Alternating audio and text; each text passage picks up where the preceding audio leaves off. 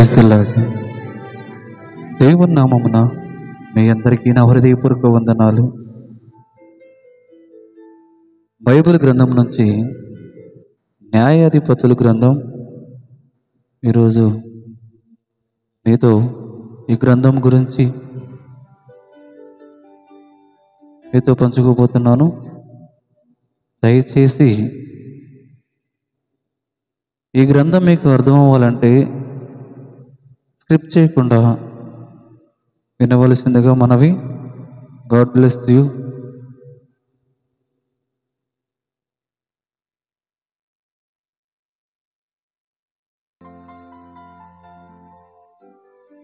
న్యాయాధిపతులు అసలు ఎవరు రాశారు? సమూయేలు ఈ గ్రంథాన్ని వ్రాశారు. ఎప్పుడు రాశారు అనగా క్రీస్తు పూర్వం 1004 సంవత్సరాల నుంచి 1043 సంవత్సరాల మధ్య కాలంలో ఈ న్యాయాధిపతుల గ్రంథము రాయటం జరిగినది. అలాగే ఎన్ని అధ్యాయములు ఉన్నవి ఈ న్యాయాధిపతుల గ్రంథంలో? 21. ఎన్ని వచనములు? 618. ఇది ఎన్నో పుస్తకం? 7వ పుస్తకము. ఇంకా 59 పుస్తకములు మిగిలి ఉన్నవి. అవి కూడా మీతో దేవుని చిత్తమైతే పంచుకుంటాను. ఎవరు న్యాయాధిపతుల గ్రంథంలో ముఖ్యమైన వ్యక్తులు? దెబోరా, యెఫ్తా, గిద్యోను, సంసోను. అసలు ఈ న్యాయాధిపతుల గ్రంథంలో ఏది మూల వాక్యము? ఆ దినములలో ఇశ్రాయేలులకు రాజు లేడు, ప్రతి వాడును తన ఇష్టానుసారముగా ప్రవర్తించుచూ వచ్చెను. అసలు ఏది మూలపాఠం ఈ న్యాయాధిపతులలో? అసలు ఏది మూలపాఠం అంటే అసలు ఆధారం ఏంటి?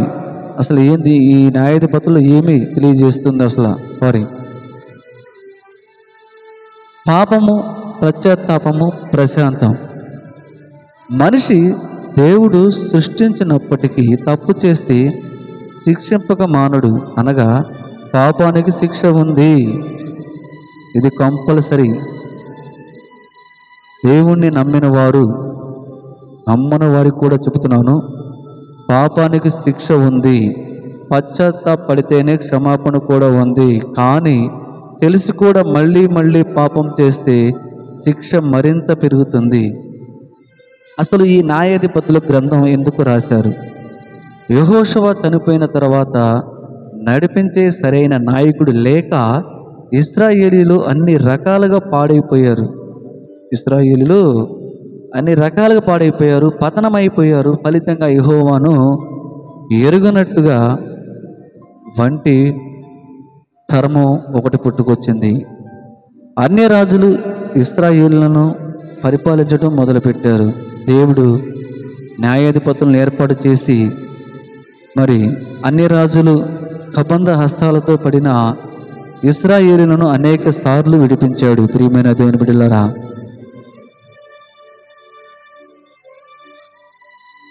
మరియు అయినా ఇశ్రాయేలులు పదే పదే పాపం వైపు తిరుగుతూనే ఉన్నారు. ఇశ్రాయేలులు ఏ విధంగా అయితే దేవుణ్ణి విసిగించారో అదే విధంగా దేవుడు వాళ్లను కూడా శిక్షించాడు. ఒకవేళ నువ్వు దేవుణ్ణి శిక్షిస్తున్నావు, ఆయన్ని తిరుగుబడతనంగా ఇష్టానుసారంగా జీవిస్తున్నాయేమో. ఇప్పుడు చూడండి, ఉదాహరణగా ఇశ్రాయేలులు దేవుణ్ణి ఎంత ఇసిగించారో అదే విధంగా దేవుడు వాళ్ళని శిక్షించాడంట. ఫలితంగా వాళ్ళు సుమారు 350 సంవత్సరాలు వారు దేవునికి లోబడినప్పుడు, 350 సంవత్సరాలు దేవునికి లోబడినప్పుడు, ఆశీర్వాదాలు తిరగబడినప్పుడు దేవుని ఉగ్రతను చవి చూశారంట. ప్రియమైన దేవుని బిడ్డలారా, మనము తన ఇష్టానుసారంగా జీవించడం, నాకేమి కాదులే అని నిర్లక్ష్యంగా జీవిస్తున్నప్పుడు దేవుని ఉగ్రతకు తప్పక గురి కావాల్సిందే, శిక్ష అనుభవించాల్సిందే అని హెచ్చరిస్తూ, అలాగే తప్పు చేసిన వారు క్షమాపణ కోరితే దేవుడు తప్పక క్షమిస్తాడని తెలియజేస్తూ ఈ గ్రంథము లిఖించబడింది. అసలు ఈ న్యాయాధిపతుల గ్రంథము ఏమి సూచిస్తుంది? పాపము చేస్తున్న వారిని, పాపిష్టి పనులు ప్రోత్సహిస్తున్న వారిని దేవుడు ఎప్పటికప్పుడు శిక్షిస్తున్నప్పటికీ చేసిన తప్పులను బట్టి పడుతూనే మానక మళ్ళీ మళ్ళీ పాపం చేస్తూ శిక్షకు అలవాటు పడిన ప్రమాదకరమైన సమాజాన్ని గ్రంథం సూచిస్తుంది. అసలు ఏమిటి ఇశ్రాయేలీలో కనిపించే 5 అంశాలు? ఉదాహరణ: పాపము చేయటం 1, ప్రతిఫలం పొందటం 2, మూడవదిగా పశ్చాత్తాపడటం, 4వదిగా ప్రభువు కనికరించడం, 5వదిగా ప్రశాంతత పొందటం. అసలు ఎందుకు న్యాయాధిపతులు అని పేరు వచ్చింది? యెహోషువ మరణించిన తర్వాత ఇశ్రాయేలులు తమ ఇష్టానుసారంగా జీవిస్తూ దేవుణ్ణి మరిచి అన్య సాంప్రదాయాలతో నిండిపోయి దేవునికి బహుదూరం అవుతున్న దుర్దినములలో వారిని తన వైపుకు మళ్లించుటకు దేవుడు న్యాయాధిపతులను లేవనెత్తెను. వారు ఇశ్రాయేలులను దేవుని వైపుకు మళ్లించే ప్రక్రియ 300 సంవత్సరాల కాలం దేవుని చేత ఏర్పరచబడిన న్యాయాధిపతుల పాలన గూర్చి ప్రాముఖ్యంగా ఈ గ్రంథంలో పేర్కొనబడిన ప్రధాన కారణాన ఈ గ్రంథానికి న్యాయాధిపతులు అని పేరు వచ్చింది. అసలు న్యాయాధిపతులలో కనిపించే న్యాయాధిపతుల పేర్లు, వారి పరిపాలనా కాలము. ప్రియమైన దేవుని బిడ్డలారా, ఇక్కడ నేను న్యాయాధిపతి పేరు చెబుతాను, మళ్ళీ మీకు రిఫరెన్స్ కూడా చెబుతాను, పరిపాలన కాలం కూడా వివరిస్తాను. మీరు రాసుకోండి. ఒత్నీయేలు న్యాయాధిపతుల గ్రంథం 3వ అధ్యాయము 9, 11 వచనములు 40 సంవత్సరాలు. ఏహూదు 3వ అధ్యాయము 15 వచనం 40 సంవత్సరాలు. షమర్గు 3వ అధ్యాయము 30 వచనం 40 సంవత్సరాలు పరిపాలించాడు.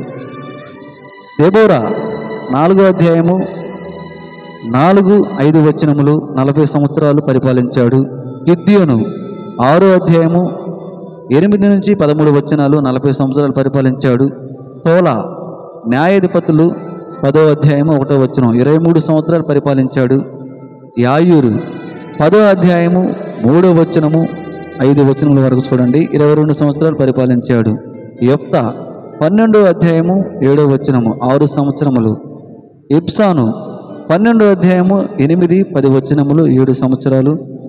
ఏలోను 12వ అధ్యాయము 11-12 సంవత్సరాలు నుంచి 12 వచనము 10 సంవత్సరాలు. అబ్దోను 12వ అధ్యాయము 13-14 వచనాల్లో 8 సంవత్సరాలు. మీరు గమనించండి. సంసోను చివరిగా 13వ అధ్యాయము 16వ వచనం 20 సంవత్సరములు. ఈ న్యాయాధిపతుల్లో కనిపించే న్యాయాధిపతుల పేర్లు, వారి పరిపాలనా కాలము. అలాగే ఇశ్రాయేలులను యెహోషువ నాయకునిగా నడిపించిన కాలమంతా ప్రజలు దేవుని యందు భయభక్తులతో జీవించారు. కానీ న్యాయాధిపతుల కాలంలో ప్రజలు దేవునికి బహు వ్యతిరేకంగా వ్యవహరిస్తూ పాపిష్టి చేష్టల చేతనే వారి దినములు గడుపుతూ ఉండేవారు. దేవుని ఉగ్రత వారిపై రగిలినప్పుడు ఇశ్రాయేలీలు గతంలో ఏ రాజ్యాలపై గెలిచారో దేవుడు వారి చేతులకి ఇశ్రాయేలును అప్పగించాడు. న్యాయాధిపతుల గ్రంథం 3వ అధ్యాయము 5-8 వచనాలు గమనించండి. ప్రజలారా, మరలా దేవుని వైపుకు తిరిగి పశ్చాత్తాపంతో ప్రార్థనలు చేయగా యెహోవా కనికరించి కాలేబు తమ్ముడైన కనుజు యొక్క కుమారుడగు ఒత్నీయేలును ఇశ్రాయేలులకు రక్షకునిగా నియమించి తన ప్రజలను రక్షించుకొనెను. ఒత్నీయేలు ఒక న్యాయాధిపతి, దేవుని దృష్టిలో యథార్థవంతుడు మరియు బహు నమ్మకస్తుడు. తన ప్రజలైన ఇశ్రాయేలులను వారి వారసత్వం నుండి విడిపించడానికి దేవుడు ఒత్నీయేలు లేవనెత్తి అతనిని వాడుకున్నాడు. ఒత్నీయేలు న్యాయాధిపతిగా ఉన్నంత కాలము దేశం ప్రశాంతంగా కొనసాగింది. అతని జీవితం ఆ రాజ్యానికి నెమ్మదినిచ్చింది. కారణం, అతడున్నంతకాలం దేవుడు అతనికి తోడుగా ఉండి శాంతి సమాధానాలను ఆ దేశానికి అనుగ్రహించాడు. కానీ ఒత్నీయేలు ఎప్పుడైతే చనిపోయాడో ఇశ్రాయేలీలు మరలా పాపిష్టి స్థితికి చేరిపోయారు. అసలు ఇశ్రాయేలీలు చరిత్రను జాగ్రత్తగా పరిశీలిస్తే 7 సార్లు పాపమునకు ఒడిగట్టారు, 7 సార్లు పశ్చాత్తాపడ్డారు, 7 సార్లు ప్రభువును కనికరించాడు, 7 సార్లు ప్రభు కనికరించాడు, 7 సార్లు ప్రశాంతతను ప్రసాదించాడు. ప్రియమైన దేవుని బిడ్డలారా, మన దేవుడు మనల్ని విడిచిపెట్టేవాడు కాదు. కానీ ఎదురు చూస్తూ మరి నా చెంతకొస్తాడేమో అని ఎదురు చూసే తండ్రి కానీ విడిచిపెట్టే తండ్రి కాదు. ఈ న్యాయాధిపతుల గ్రంథంలో మీరు చూడండి, గమనించండి. 7 సార్లు వీళ్ళు పాపము చేసిన, తన ఇష్టానుసారంగా దీవించిన 7 సార్లు కనికరించాడంట. 7 సార్లు వాళ్ళకి ప్రశాంతత, నెమ్మదిని ప్రసాదించాడంట. ప్రియమైన దేవుని బిడ్డలారా, అలాగే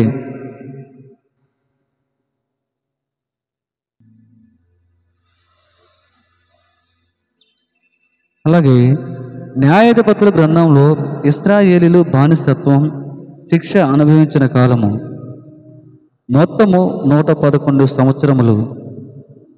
అవి ఏ అధ్యాయంలో ఉన్నవో మీతో వివరిస్తానో తర్వాత మీరు చదువుకోండి. న్యాయాధిపతులు 3వ అధ్యాయము 8వ వచనము 8 సంవత్సరాలు, 3వ అధ్యాయము 14వ వచనము 14 సంవత్సరములు, 4వ అధ్యాయము 3వ వచనము 20 సంవత్సరాలు, 6వ అధ్యాయము 1వ వచనము 7 సంవత్సరములు, 8వ అధ్యాయము 33 నుండి 10:5 వరకు అంతర్గత యుద్ధము, 10వ అధ్యాయము 8వ వచనము 18 సంవత్సరాలు, 13వ అధ్యాయము 1వ వచనము 40 సంవత్సరాలు. టోటల్ మొత్తం 111 సంవత్సరములు శిక్ష, బానిసత్వం అనుభవించిన కాలంలో ఇశ్రాయేలీలు న్యాయాధిపతుల గ్రంథంలో అనుభవించిన కాలం. న్యాయాధిపతులు పరిపాలిస్తున్న రోజుల్లో ఇశ్రాయేలీలు జీవించిన జీవిత విధానం దేవునికి బహుకోపాన్ని, వేదన పుట్టించింది. సుమారు 350 సంవత్సరాల కాలంలో ఎక్కువ శాతం దేవునికి వ్యతిరేకమైన జీవితాన్ని ఇశ్రాయేలీలు జీవించారు. కాబట్టి ఈ 350 సంవత్సరాల కాలాన్ని చీకటి కాలముగా పిలిచారు. ఇశ్రాయేలీలు ఎంతగా దేవుణ్ణి విసిగించినప్పటికీ తాను ప్రేమించిన ప్రజలు నడిపించడానికి, విడిపించడానికి అనేక మంది న్యాయాధిపతులను దేవుడు ఏర్పరచుకున్నాడు. వారిలో దెబోరా, యెఫ్తా, గిద్యోను, సంసోను ప్రముఖమైన న్యాయాధిపతులు. ఈ న్యాయాధిపతుల గ్రంథంలో చివరి న్యాయాధిపతి సంసోను. ఇతడు బహుబలాజ్యుడు, బలవంతుడు.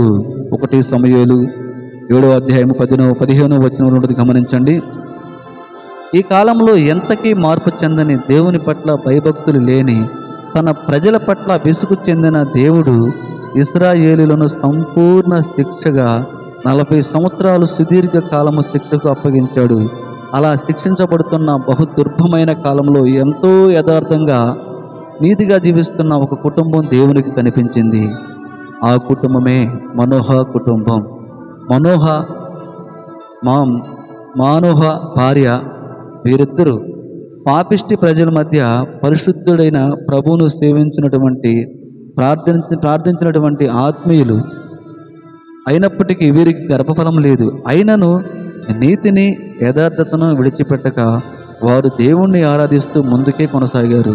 ఒకరోజు రానే వచ్చింది. ఆనాడు దేవుని దూత మనోహ భార్యకు ప్రత్యక్షమై సెలవిచ్చినదేమనగా, అపవిత్రమైనది ఏదీ ముట్టవద్దు, నేను నీకు కుమారుని ఇవ్వబోతున్నాను. న్యాయాధిపతుల గ్రంథము 13వ అధ్యాయము 1 నుంచి 3 వచనాలు గమనించండి అని చెప్పి దేవుడు మహా బలాఢ్యుడైన సంసోనును ఆ కుటుంబానికి బహుమానంగా అనుగ్రహించాడు. సంసోను దేవుని చేత ప్రత్యేకించబడినవాడు, దేవునికి ప్రతిష్ఠింపబడినవాడు, బహు బలవంతుడు. భూమి మీద మరొకడు ఇలాంటి వాడు లేడనే సాక్ష్యాన్ని పొందుకున్నాడు. కానీ సంసోను పాపంలో చూపుల్లో పడిపోయాడు. న్యాయాధిపతులు 15వ అధ్యాయం 1వ వచనంలో గమనించండి.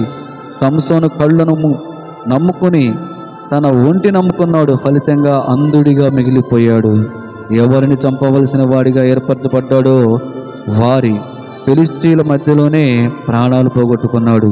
సంసోను చనిపోయిన తర్వాత 17వ అధ్యాయం నుండి 21వ అధ్యాయము వరకు, చివరి వరకు జాగ్రత్తగా పరిశీలిస్తే ఇశ్రాయేలును నడిపించే నాయకుడు కానీ, రాజు కానీ, న్యాయాధిపతి కానీ ఏ ఒక్కడు కనిపించడు. చివరిగా అనగా 21, 25 వచనముల ప్రకారము ఆ దినములలో ఇశ్రాయేలులకు రాజు లేడు. ప్రతి వాడు తన ఇష్టానుసారంగా ప్రవర్తిస్తూ వచ్చెను. ఇది ఈనాటి ఇశ్రాయేలుల పరిస్థితి. న్యాయాధిపతుల కాలంలో ఉన్న దుస్థితి. ఈ దుర్భర పరిస్థితుల్లో ఇశ్రాయేలులకు కరువు వచ్చి పడింది. ఆ కాలంలో చోటు చేసుకున్న సంఘటనే రూతు చరిత్ర. నెక్స్ట్ రూతు గ్రంథము మనం పరిశీలిద్దాము. God bless you.